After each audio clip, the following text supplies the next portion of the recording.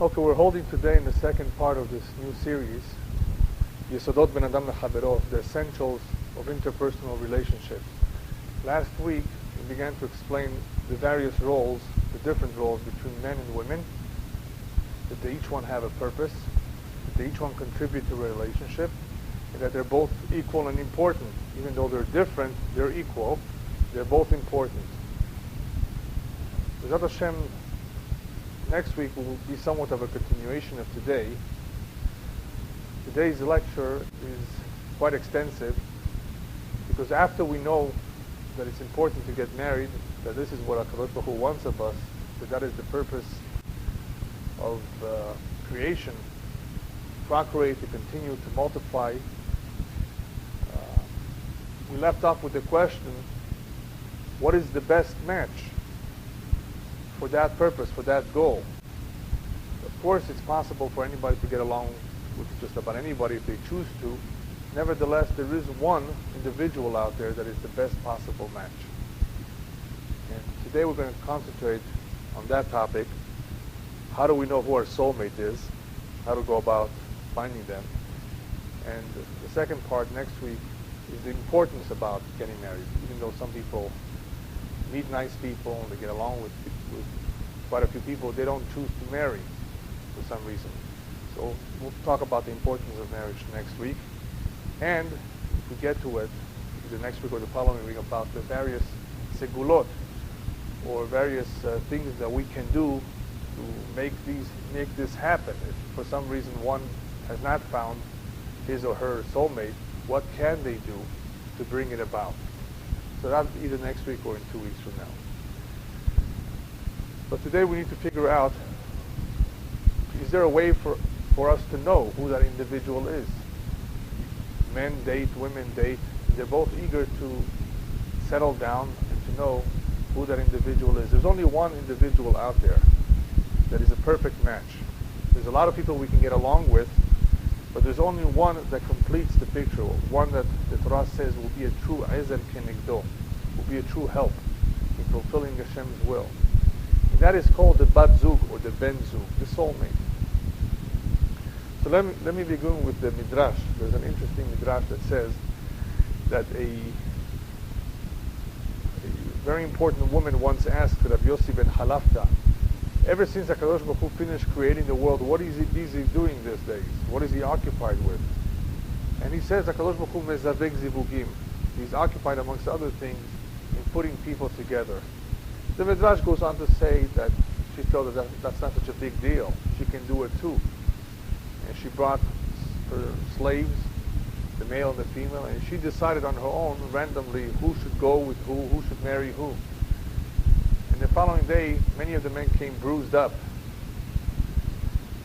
Apparently, they did not get along. It wasn't such a good match, and she realized her mistake, that it was not possible for her, no matter how intelligent she was, no matter how good of a matchmaker, to do something perfect. And obviously, Hashem must know who the true soulmate is and how to make these matches.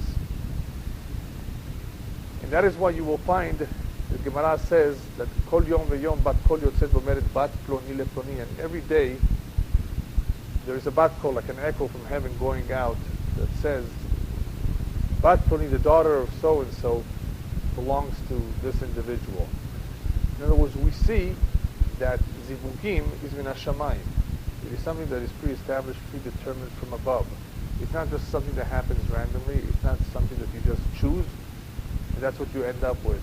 There's a yad mechavenet, there's a hand that directs this from above. That is very important to keep in mind.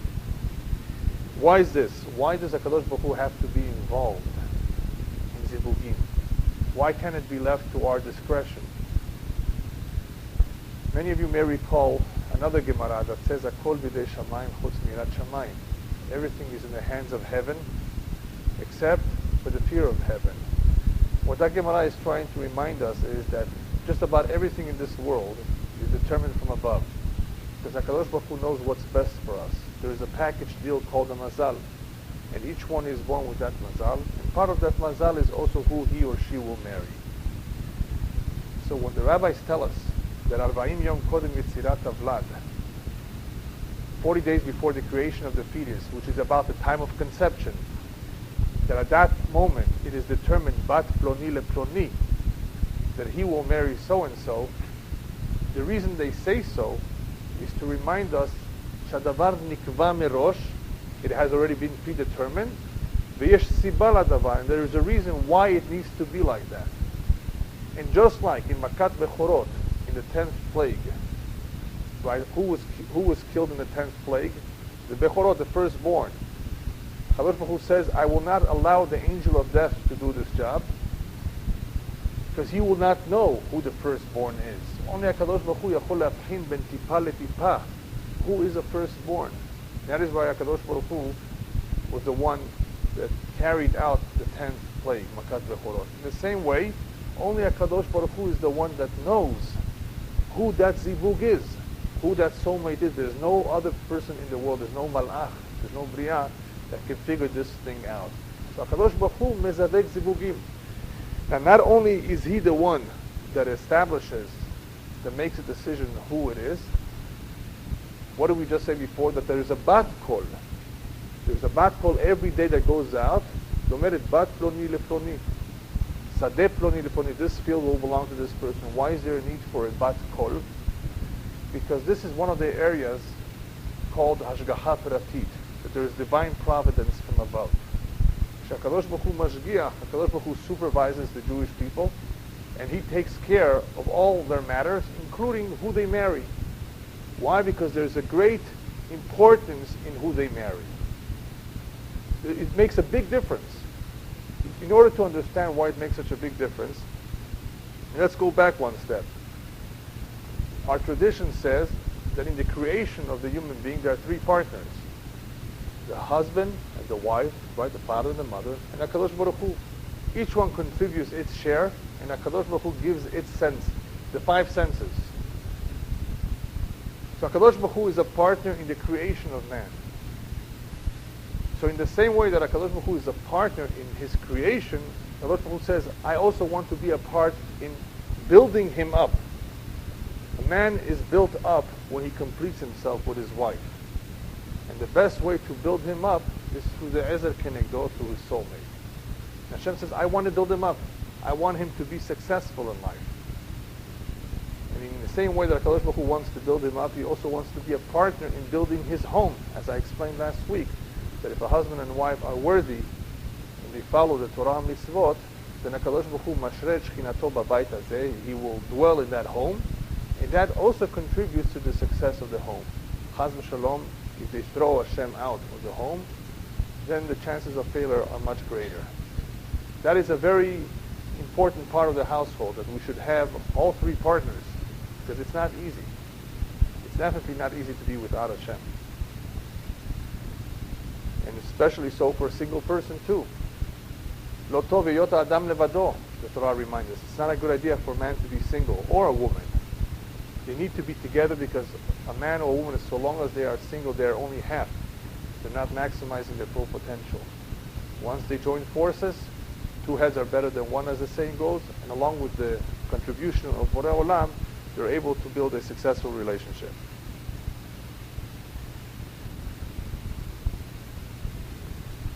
What the rabbis tell us, that 40 days before the Yetzirat Havlad, before the formation of the fetus, it has been determined. This is true, but that does not always end up being the case. Even though there is one individual out there who is the best match for the person, not everybody is fortunate to marry that individual. Something happens in between. 20, 25 years go by, and somehow there's a short circuit. They don't end up together. And we need to analyze why not. What can go wrong? Because when HaKadosh Baruch Hu says this one is for this one, he doesn't guarantee it like other things. All it means is that this one belongs with this one, but things can go wrong. The Gemara in Masechet Sotah brings down what Resh Lakish says. Resh Lakish says the pasuk in Tehillim, Lo yipol shevet aresha al goral tzadikim. It is not possible that Hashem should make it that a tzaddik should marry a rasha, right? or a sha'it, that a righteous person should marry a woman who's not righteous, or the other way around, that a good woman should marry a non-righteous. It's not right. Lo yipol shevet haresha al goral hatzadikim.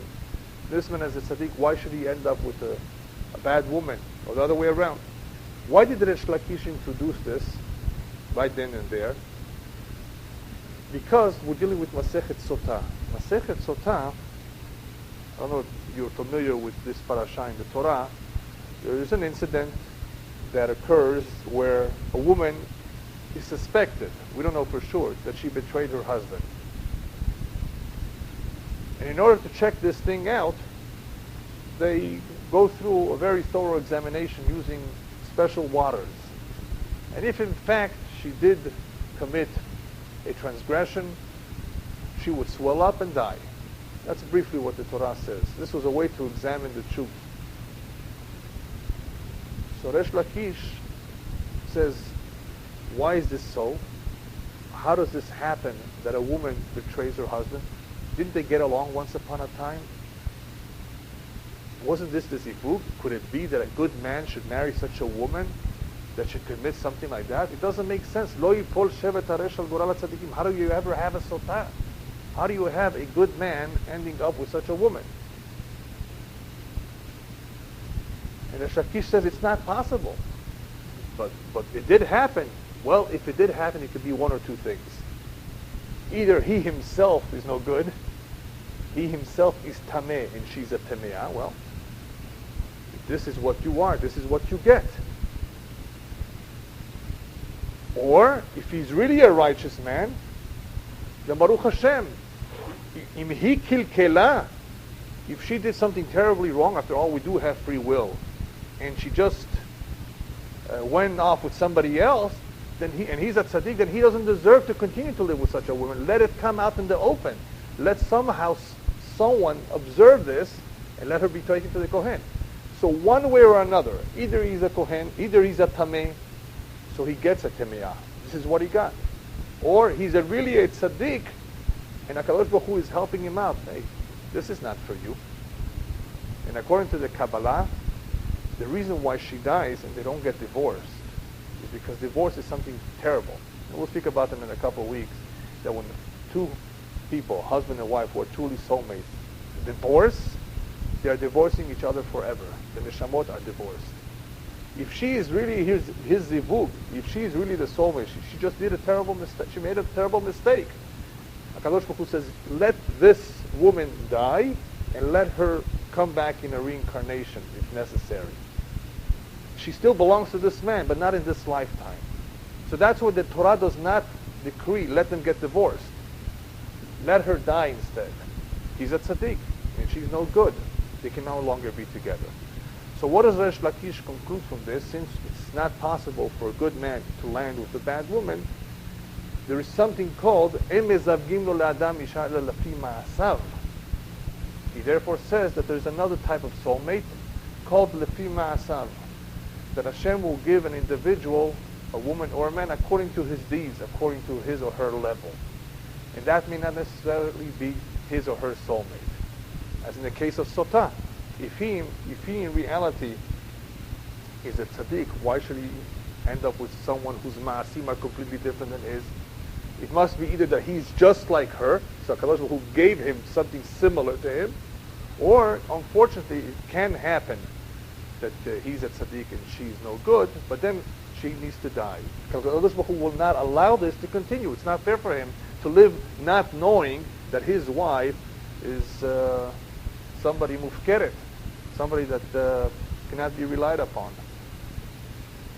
So one way or another, HaKadosh Baruch Hu has to bring about a change here. Either the zivug is lefi ma'asav, of the individual, not his true soulmate, because he doesn't deserve something good. He deserves something just like him. Or this is not good for him.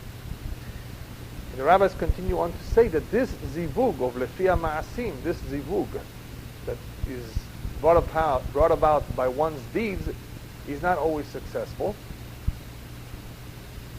Kashe lezavgam kikriyat yam suf. They're difficult to get along, just like the parting of the Red Sea. Those are the words of the rabbis. And that's very, very strange. Is something difficult for Hashem, like the parting of the Red Sea? Nothing is difficult for HaKadosh Baruch Hu. The Red Sea was not difficult for him to split. Why should this be any more difficult? So the rabbis tell us we have two types of zivugim, right? Zivug Rishon, which is the real soulmate, and the zivug lefi ma'asav. The zivug lefi ma'asav, according to one is called the zivug sheni. It has another name. It's called the second zivug. And the second zivug is not ideal, and it has many difficulties with it. Why does it have difficulties? The simple pirush of why it has difficulties is because they're not the true match. Whenever two people are not a true match, there will be many difficulties. It won't be a smooth relationship. So I'm already giving away one of the signs, which we'll talk about towards the end, or how do you recognize if you have the soulmate, when there are not many difficulties, when it's more or less a smooth relationship. Now I said more or less because men and women are very different. So you can't expect everything to be 100% perfect. They have different ideas, different tastes, different interests. So we can't include those. You have to get used to that. I'm talking to the men right now. You have to get used to that. The women are different. And I'm talking to the women now. You have to get used to that. The men are different. So it can't be that you're going to be exactly the same. There will be differences. But the relationship can be smooth or it could be rocky depending on if one has the soulmate or if one does not. If one has what's called a zivug sheni, there can be difficulties, many difficulties. But zivug sheni means several things. I just told you the first pirush, the first interpretation of what zivug sheni means. It means the second one, which really does not mean number two. Because you can have somebody marrying the wrong person the first time around, and 15 years later, after he got divorced, or after his wife, he became a widow, he marries the real one now. So even though the second one is number two, the second one is really number one. She's really the real soulmate, not the first one around. So when we say zivug sheni, what do we mean? Another one. Not the original one, not the ideal one. Why is he landing with a zivug sheni? Because it could be his maasim, his deeds. Maybe he's not religious, he's not observant, and his zivug, his soulmate, who was born a couple hundred miles away, she's a nice person. Why should Hashem put those together? He's not ready. Or the other way around, she's not ready. So each one ends up with a zivug lefi ma'asehem, according to their deeds. That's one pirush of zivug sheni.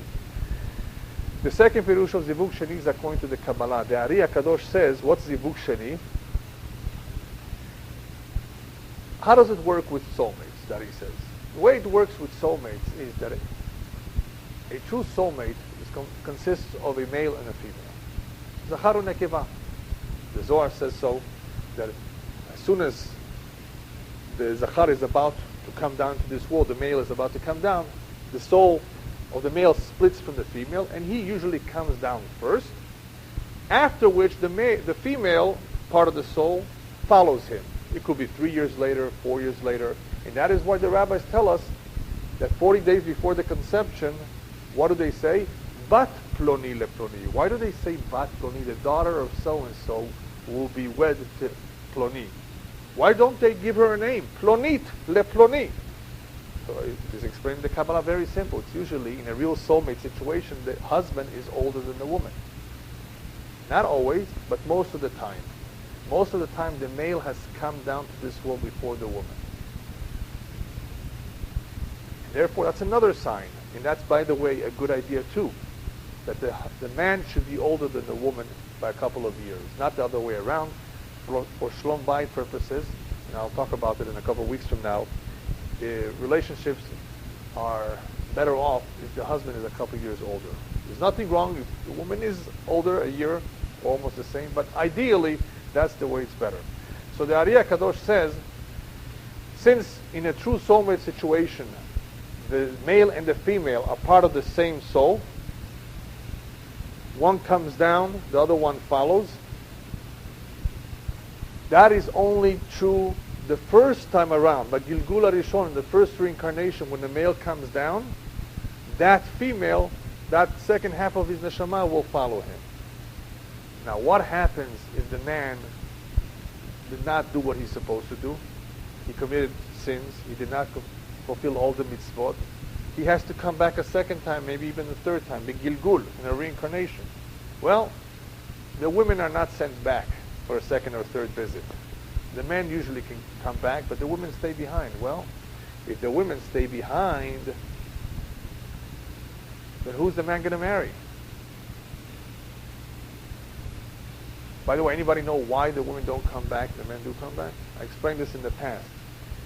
A man, because he learns Torah, HaTorah megina alav midina shel Gehenom. The Kabbalah says that the Torah protects him from the din of Gehenom. If that's the case, if he committed a sin, how is he going to get a tikkun? How is he going to repair?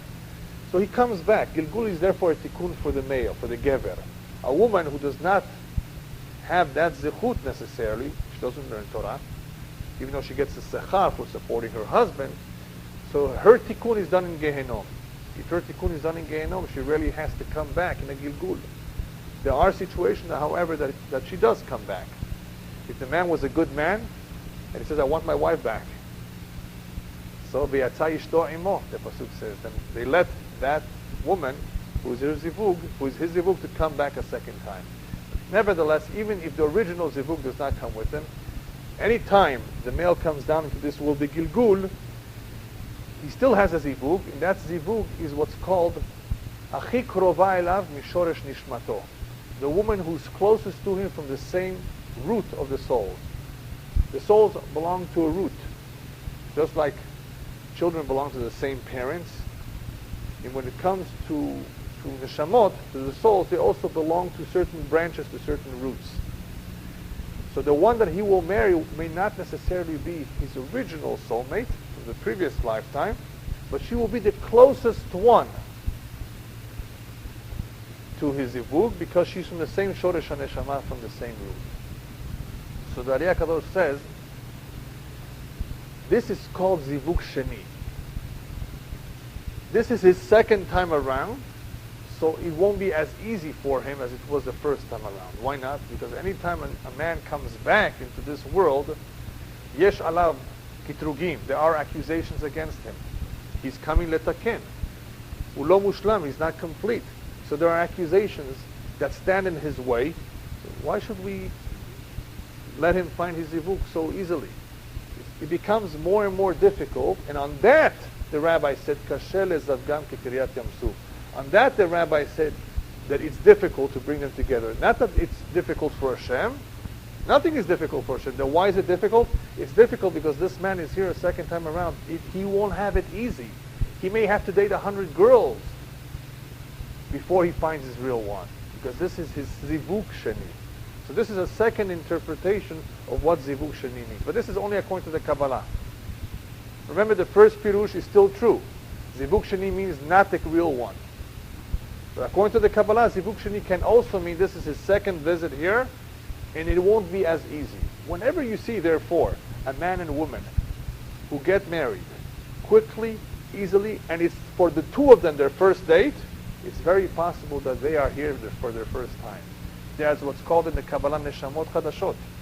Since they're neshamot chadashot, and just like Yitzchak Verivka met easily, quickly, without any problems, even the father-in-law, Lavan, said, Nashem yatsa davar, I accept, I agree. That's right away, it's the first zivug, there's no problems, it's not complicated. But it doesn't always work like that. Most people have gone out more than one time. Most people have met more than one girl, right? And same is true with women, right? They have seen or met or known other men. It wasn't smooth, it wasn't easy, because this is the second time around. There's a third interpretation of what zivug sheni is. And this is a little bit of a sad situation. Imagine somebody who was not observant of the Torah mitzvot, and therefore what did he get? He got a zivug lefi ma'asav. He got a zivug according to his deeds. But now he's chozer b'tshuva. Now he did teshuvah. And Hashem says, I want to give him the best. So if he's still single, let's assume he's still single, not that he already married someone. If he's still single, and his real wife is already married to someone else, for whatever reason, she got married, then HaKadosh Baruch Hu memit, he takes that other person away from this world, that other husband, that other man, or they end up getting divorced, just so this man who's chozer b'tshuva can get his real soulmate. This is also called a zivug sheni. Why is this a zivug sheni? Because this is from someone else. This is from someone else. Somebody else had his wife. Since he hazar b'tshuva, Kadosh Baruch Hu has to bring him that soulmate, and in order to do that, he removes that other person from this world. So the rabbis tell us, because this can happen, because these things can happen, it is permissible to make an engagement in Chol HaMoed.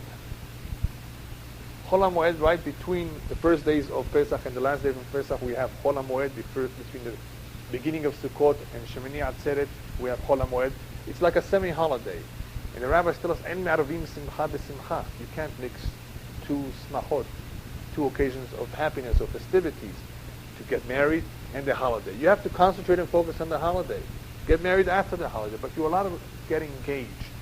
Why are you allowed to get engaged? Shema yekadmenu acher v'rachamim. Somebody else may snatch her away from you.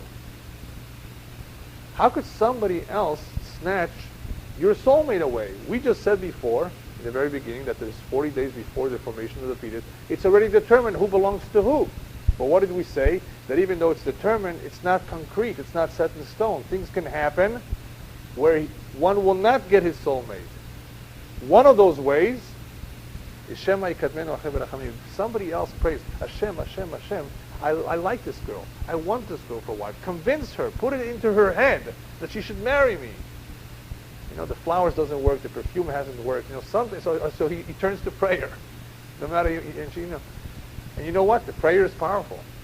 And through that prayer, that individual may succeed in getting that girl, even though it's not his. She belongs to someone else. Well, how could that happen? Just because this man is praying? Poor guy, this other guy who's waiting also, why should he lose out? So the commentaries explain the only way Shema yikadmenu acher v'rachamim can work is if this other individual is not worthy. Imahu lo ra'ui. If the other man who's the real soulmate, he's not worthy, he's not behaving himself, he looks at women, it's brought down in the Kabbalah, if he does certain things that bring about him a terrible accusation, there's a list of things that a man can do where he's exposing himself to losing his soulmate. I'm not going to get into that right now. If you want to know, ask me later. But there's a few things that a man can do that he can lose it. But if that other man prays hard, it will only work if this man is not behaving himself. That's the main point that I want to emphasize here. And that is why the rabbis tell us later on, Ihaz lo azlaminach.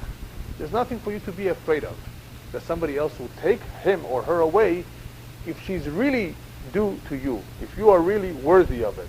If you're not doing anything wrong, if there's no major accusation against you, there's nothing to worry about. That is determined. If that individual belongs to you, you will get it. But one way to lose it, and there's two more ways to lose it, but one way to lose it is not to behave yourself. So therefore, I can assure you one thing. If a person does everything right, is normal, sincere, behaving himself or herself, there's no reason for them to fear. Hashem is interested. He's a partner in this. Hashem is interested that one should land with his or her best match, because that will be a successful marriage, a relationship. So, but, what did we say before? It's not guaranteed. Why? Because a man or a woman can ruin it for themselves. That's one way. What's the second way of ruining it for yourself? If you unnecessarily delay it. Hashem, I want to get a degree, I want to go to medical school for 12 years. She's not going to wait for you. Why should she? Does it make sense that a girl wants to get married, the sooner the better? Men too. But this guy wants to go to medical school first. You want to go? Beseder, la briut. Go, but you're risking losing your soulmate. And the Stiper, Zecher Tzadik Livracha, used to tell a lot of boys who used to come to him when they were 27, 28, 29, where is my bat ploni? He says, you already met her. I already met her? Yes, you already met her when you were 20, 21, 22, but somehow you just pushed it off, you just delayed it, or, number 3, you were overly choosy and picky. Because of your arrogance, You always found something to criticize. Well, Hashem doesn't have time for you to decide. So many people have really met their bat ploni, which Hashem set up to begin with, but they ruined it for themselves in one or three ways. Either their ma'asim are no good, or they unnecessarily delayed it. And I'll tell you why I said unnecessarily in a moment. Or number three, they were overly picky for something which is unreasonable. She's too short. You know what the Chazon Ish used to say when somebody told him, this girl is too short, too small? Diamonds are also small. So they're precious. What does small have to do? Don't push off something unless it's reasonable. This is not reasonable to push it off. So if a person can lose his zivug for any one of those three things that I mentioned. What is considered a good excuse to delay? The rabbis tell us if one wants to sit and learn Torah. If one wants to learn Torah a couple more years in yeshiva, yishtalem, he knows that after he gets married he's going to have to change diapers, he's going to be busy, his wife is going to ask him to do this and to do that. It's a good thing for him to learn as much as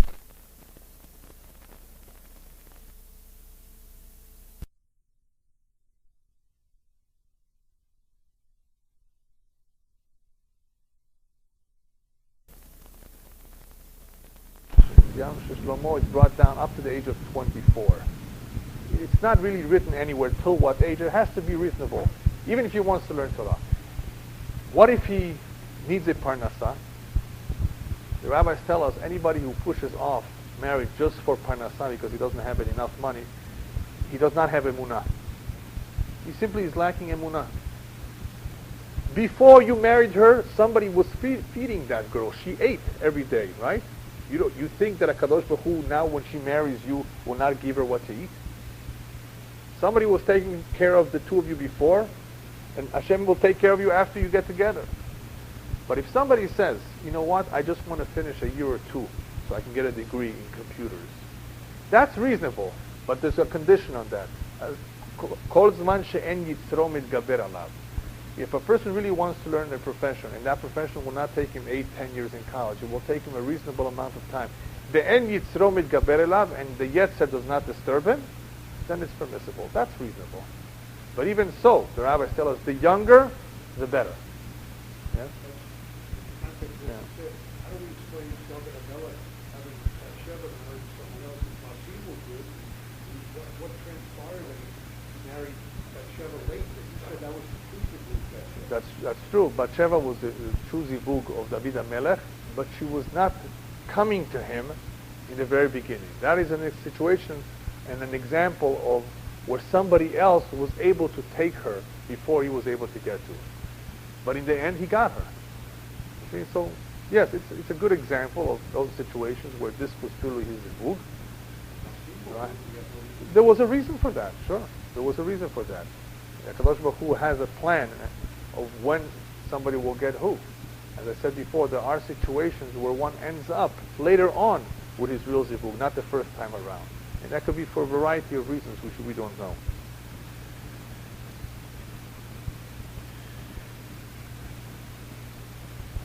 The rabbis tell us that one can see that the zivug is min hashamayim, min haTorah, min haNevi'im, min haKtuvim. In the Torah, we see it from the words of Lavan, min Hashem yatsa davar. Lavan himself proclaimed, this must be from Hashem. If things went so easy, Eliezer was able to detect and see that Rivka is for Yitzchak. Hashem yatsa davar. It went so quickly. There was siyata d'shmaya. There was kfitzat haderech. In other words, he got to his destination very quickly. The road jumped for him. So it became obvious. It was so obvious to Eliezer that he almost forgot to ask, who are you? He already knew right away that this is it. Mina Nevi'im, the rabbis tell us, we learn this out from Shimshon. Shimshon's story is a little bit long, and I will tell you briefly. He ended up marrying a woman who he converted, Dalila. And this, of course, is not his real zivug, because first of all, she's a giyoret. And she wasn't a giyoret, she wasn't a convert because she wants to observe the mitzvot. Right? She converted because he asked her to convert, because he wanted to marry her. So it wasn't real. This was not the best match for him. But he was influenced by her looks, by her appearances. And Hashem allowed it to happen. Hashem allows things to happen for several reasons. As the rabbis tell us, if a person wants to commit something which is not acceptable to Hashem, Hashem may allow him to do it. As long as, of course, what he's about to do does not interfere with Hashem's plan. If it doesn't interfere with Hashem's overall plan, Hashem says, you want to do this? This is no good for you. I'm not going to stop you necessarily. There are exceptions where because of zchut avot, because of a very special father or mother or grandfather who's in heaven, they intercede on his behalf and they stop him at the last moment, because this is a disaster for him. But otherwise Hashem said, you want to do something which is no good? Let you do it. So the rabbis say that from this case of Shimshon marrying Delilah, we see that zivug was also min hashamayim. And min haktuvin, the pasuk says, u'me'Hashem isha maskalet. If a man marries an intelligent woman, a good woman, that's also min hashamayim. So my question was always, how could it be that the rabbis would use the example of Shimshon as proof that this is zivug min hashamayim? This is not his real zivug. Hashem was not approving of this. His parents definitely did not like the idea. We know what his true interest in her was. Then why is this proof that zivug min hashamayim from Shimshon? Because what did we say before? There's two types of zivugim. There is zivug amiti, the true soulmate, which is the other half of the neshama, or from the same shoresh neshama, from the same root. And you also have a woman who can be a zivug sheni, lefi ma'asav, according to his deeds. So what the rabbis are trying to tell us is, we have proof in the Torah, shazivug min hashamayim, the true zivug like Yitzchak and Rivka. There is proof shazivug min hashamayim as far as zivug lefi ma'asav, from the case of Shimshon. That was an example of that Hashem gave him what he deserves at that moment. And also, mi'Hashem isha maskalet, what kind of a woman a person gets is also min hashamayim, which is intelligent or not. Because according to the Kabbalah, it's mentioned that even tzaddikim, righteous people, can end up with a woman who's terrible. How could that be? A woman who really will give him tzarot. She will give him so many tzarot, so much pain, that the rabbis tell us, you want to avoid Gehenom? Marry a bad woman. If anybody who has a bad woman, a wicked woman, does not go to Gehenom.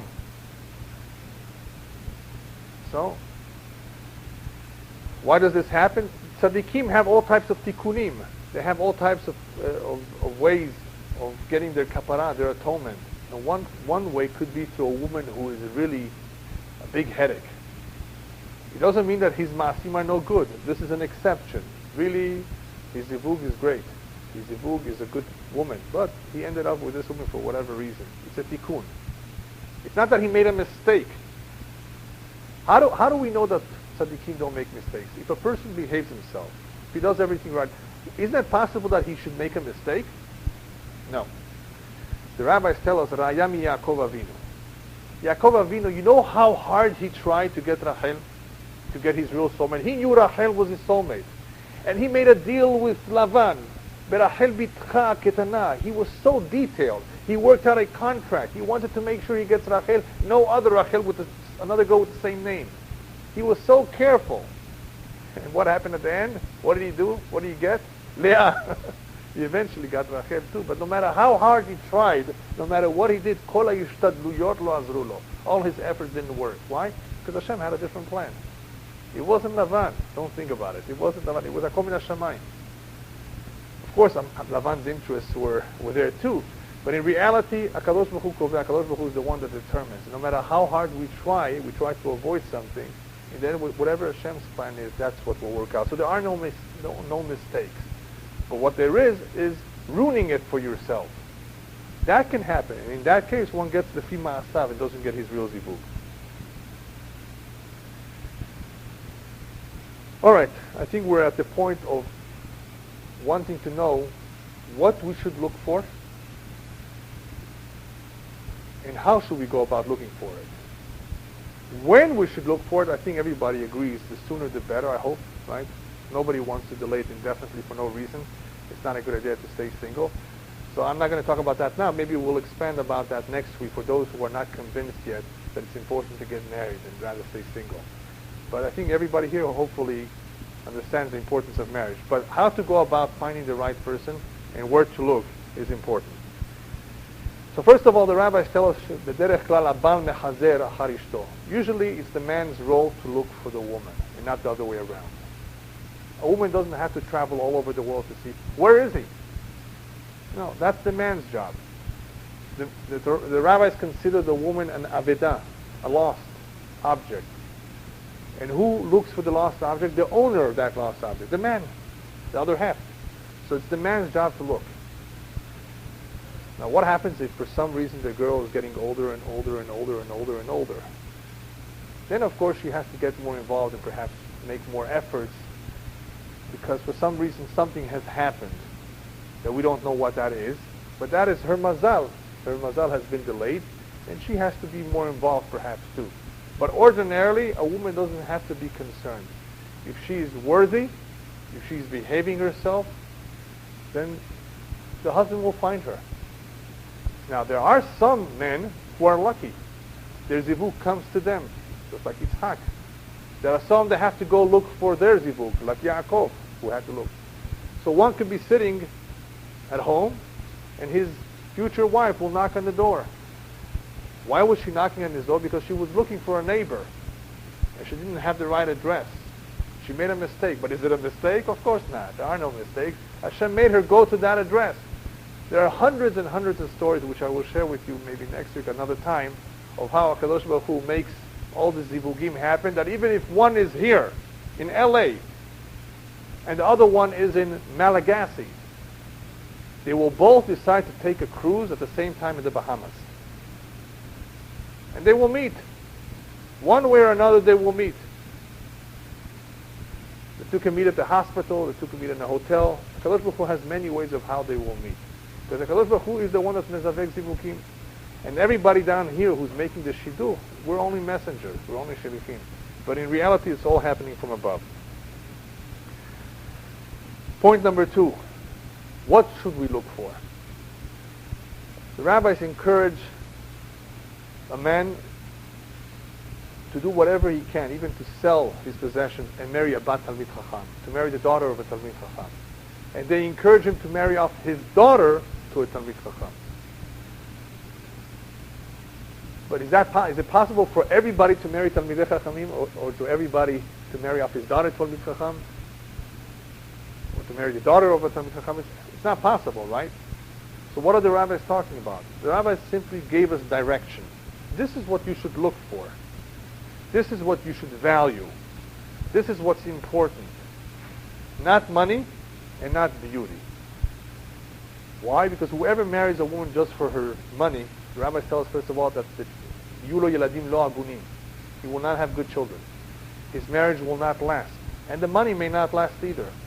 So it's not a good idea to marry a woman just for her money. The exception to this is if one wants to marry a woman L'shem Shamayim, for the sake of heaven, but he says, you know what, I would prefer if she can help a little bit, if her parents can help support a little bit.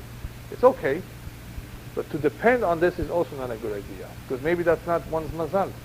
But that's not wrong. It's okay to say, you know what, I'd like to learn a few years in a kollel, I'd like to be learning for a few years, and I need a little bit of support, so I need to look for somebody who could support me. That's okay to say. But to put the emphasis on money and on beauty is not right. So when the rabbis tell us to marry a talmid chacham, or to marry your daughter to a talmid chacham, or to marry the daughter of a talmid chacham, what they meant to say is that this is what we should look for, this is what we should concentrate on. And they said it for various reasons. Number one, it is not possible for one to get to know his wife before he gets married. Right? How much can you know her? You go out, you see her, you're impressed, but so what? Maybe she's putting up a front, and so is he. So what do? So the rabbis tell us you have to concentrate batchunot. You have to concentrate on characteristics. What are characteristics? Is she from a good family? Check out her brothers. Are they good people? Do your homework. And Talmid Chacham, hopefully, is not only knowledgeable in Torah, hopefully he conducts himself in a home the way a Jew should conduct himself, and hopefully the kids, the daughter who's growing up in such a home, will lead that kind of a home. Don't you want that for your children? Because this woman will not only be your friend and your partner, she's going to be raising your children. A woman has many roles. So don't you want somebody that can do a good job at home? Or you just want you want just a companion? Hopefully there's a lot more to a marriage than just companionship. And in order to have a successful relationship, that woman hopefully will be a true ezer kenegdo. Ezer means that she will help him emotionally and physically and spiritually. In order to have all that in one, marry into a family where there is Torah, where there is Yirat Shamayim. You want your daughter to marry someone like that. You want yourself to marry the daughter of somebody like that. And the rabbis tell us, if you see 3 generations where there is Torah one after another, Torah mechazeret al-achsanya shelah, the Torah will not stop from that family.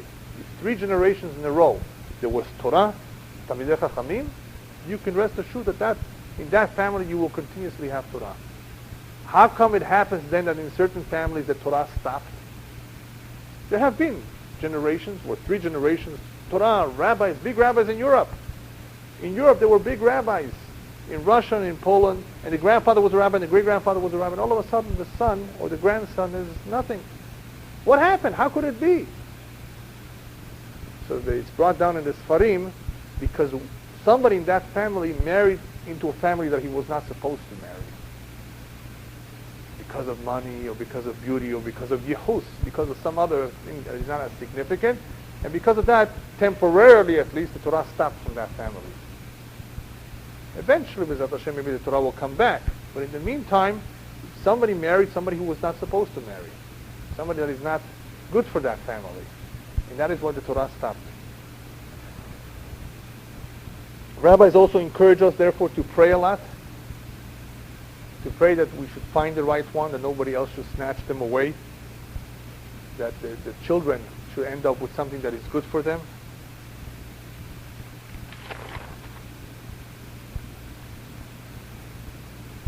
The Rabbi of Belz, when he was asked what people should do when they're going out for Shidduchim, said, concentrate just on 3 things, on 3 areas. Make it simple, he says. Good family, Yirat Shamayim, and health. And in health it becomes a little sticky. It all depends what the problem is. If somebody's not healthy, it depends how many individuals in that family have the same problem. It depends if more than one generation has that sickness. You don't want to marry somebody that is not healthy, somebody that's not well. So the Belzer Rebbe said, concentrate on these 3 things. Since nobody is perfect, one has to remember that he should concentrate on that which is important and leave out that which is not important. What's the most important thing of all? Midot Tovot, good quality, Yirat Shamayim. Obviously that's the most important because you can't have everything. Since you can't have everything, en davar mushlam ba'olam, you cannot give up midot tovot. So if a person is handsome, he has money, he's tall, he has a successful career, but he has no good midot, forget it. Al zeh asur levater. Al midot tovot you cannot give up. Other things you can give up. No money? Fine. An orphan? Fine. Divorcee? Could be okay, depending on the situation. These are things you can give in. Midot tovot asur levater. Several additional suggestions when you're dating. If everything appears good, and somebody tells you, I have another date for you.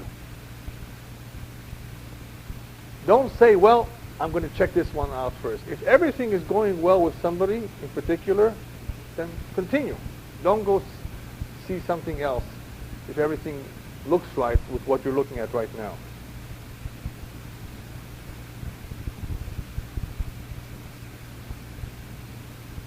For the men, many men have come to the Chafetz Chaim and to other rabbis saying, should I cut my beard? Should I dye it black to look younger? And the answer was always, where's your bitachon b'Hashem? If you have true bitachon b'Hashem, your real zivug will marry you the way you are. There was once an individual who came complaining to the Chazon Ish, my neighbor, mafriya li b'kol ha-shiduchim. Every shidduch that my neighbor finds out about, he speaks bad about me. How will I ever get married? The Chazon Ish told him, don't worry. All the shidduchim that your neighbor, ifriya lecha, that he bothered you, they were not yours anyway. When your real soulmate appears, he will be out of town or he will keep quiet. Don't worry, it's going to work out. I think the Belzer Rebbe was also once asked, or some other rabbi, what will happen to all those men or women who have physical defects? Who will marry them? Don't they have a zivug too? So he says, don't worry, there will always be a rabbi who will say, go ahead, this is good for you. There will always be somehow something that will make it work out. Everybody has a zivug. They don't have to be worried about.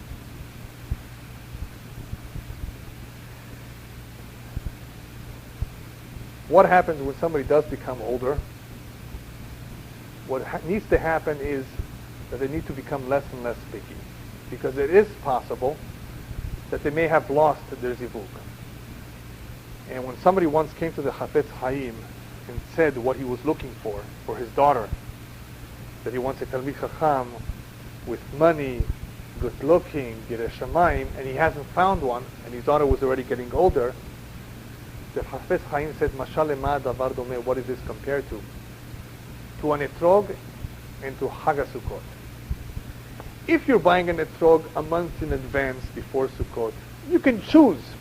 I want a etrog mehudar, yafeh, clean, yellow, big, with blitot, with all the characteristics of a kasher etrog. Right now, when you have a couple of days left before Chag HaSukkot, you can't be picky anymore. Same thing, if your son, your daughter, if they're still young, 18, 19, 20, 21, I can go on a little bit, but early on, you can somehow have a preference list. But once your child is way there, into their 30s, you can't be that picky. You have to settle for something good, of course, but not necessarily what was originally on your preference list, because time is running out.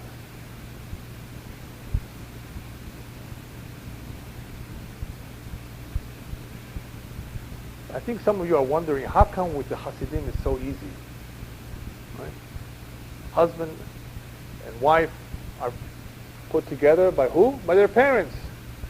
Well, you know what? It is brought down in the Sfarim that once upon a time, many people used to do that, because the parents used to know what's good for their children. If the parents know what's good, then why not rely on them? Today, many marriages are ending up in divorce, very possibly, because people do not know what they look for.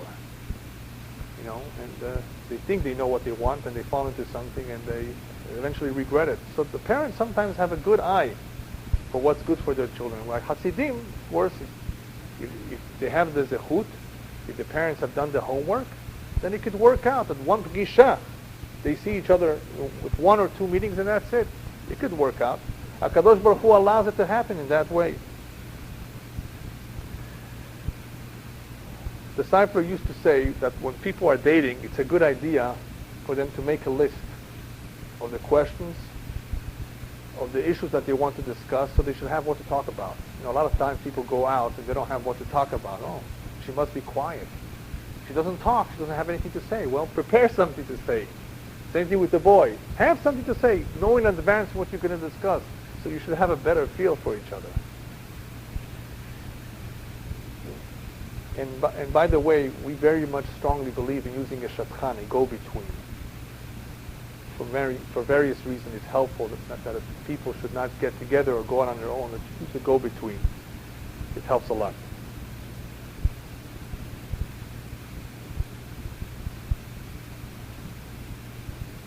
All right, I think we're up to the last question. How does one know who his real zivug is? You're going out and you're unsure. You have to make a decision. If you're already married, you know how you know if you married the right person? Would you marry her again? That's one way. But in reality, if your life is somewhat smooth, not too rocky, and you feel that you complement each other, you have what she's lacking, she has what you're lacking, most likely yours is zivug. But what about before you're getting married? We said it's very difficult to know. You have to have bitachon b'Hashem, and on that it says, Tamin tiyem Hashem Elokecha. Put your faith in Hashem and behave yourself. But you have to make a decision. What do you do? So I've explained it this way. In the same way that a neshama is here in this world for a tikkun, the neshama leads one to where it needs to be, to perfect itself, to do whatever mitzvot it needs to do, to learn whatever it needs to learn that it hasn't learned in the previous Gilgul. In the same way, the neshama of one will lead him, if he has bitachon b'Hashem, to his real soulmate. That will happen for sure if he behaves himself. How will he know? I put together here a list of perhaps 7 things that can help you make that decision. Number 1, there should be hashkafot domot, similar outlooks, arachim domim, similar values. If one is a big spender and one is stingy, you're going to be in trouble. So there have to be similar values. Mishpachot domot, similar families, helps. Good chemistry. Good chemistry means good communication. You see it flows well. There's a physical attraction. There's a good feeling towards the person. There's nothing that pulls you away from him. Something that very much bothers you. Every date it gets better. There's progress. And last but not least, it's mutual. You both feel the same towards each other. In the end, what will bring people together is not one thing. HaKadosh Baruch Hu has many ways with every zivug how it can come about. And he will use every case differently. For those people who will go by their hunches and by their intuition and by their feeling, Hashem will put it into their mind that let that hargasha, shehi tachriya, that it will make a decision. For those people who will use their mind, HaKadosh Baruch Hu will put it into their mind. For those who don't know what to do, maybe HaKadosh Baruch Hu will have somebody give them a push. HaKadosh Baruch Hu will use everybody's case differently, depending on how they make the decision. If in this family the parents make the decision, then HaKadosh Baruch Hu will put it into their parents who to choose. If this man or woman makes a decision based on how she feels, that is how she will come to her decision, after she has analyzed everything. So if you analyze all these things, and everything makes sense, there's no reason to nitpick it anymore and to delay it unnecessarily. Because there have been people who have missed out because of that. It has to make sense, it has to feel right, and obviously there has to be what you're looking for. And the most important thing one should look for is midot tovot, good qualities which you cannot figure out when you're going out with this person. It requires a little bit of homework to find out who this boy is or who this girl is, what kind of a family she comes from. And after analyzing all these things and going out for several days, hopefully you will have either the hargasha, either the sense or the intuition that this is it, or if things are not getting better after a while and you're not being too picky about something, maybe it's time to move on to another one. So HaKadosh Baruch Hu, if we have true bitachon in him, we'll put it into our mind or our heart to figure out who that true zivug is. Yes? Yeah. Yeah.